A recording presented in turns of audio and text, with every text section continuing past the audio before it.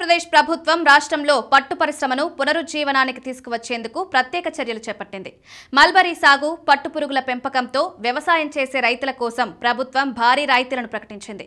ఈ పథకం ప్రత్యేకంగా ఎస్సీ, ఎస్టీ రైతులకు, ఇతర రైతులకు వేర్వేరు ఆర్థిక సహాయాన్ని అందిస్తుంది.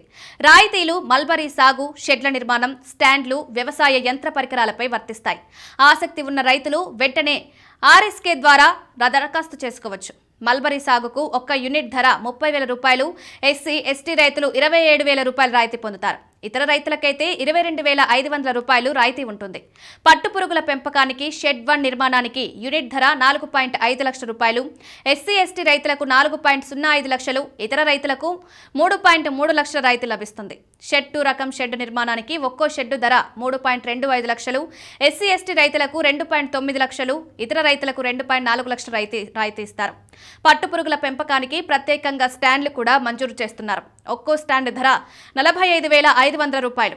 ఇందులో ఎస్సీ, ఎస్టీ రైతులకు 40,950, ఇతర రైతులకు 34,125 రూపాయల రాయితీ లభిస్తుంది.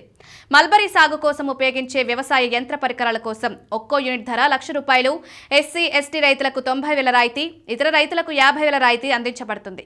ఈ పథకం ద్వారా రైతులు పెద్ద మొత్తంలో పెట్టుబడి అవసరం లేకుండా మల్బరీ సాగు, పట్టు పురుగుల పెంపకంలో ముందుకు వెళ్లొచ్చు.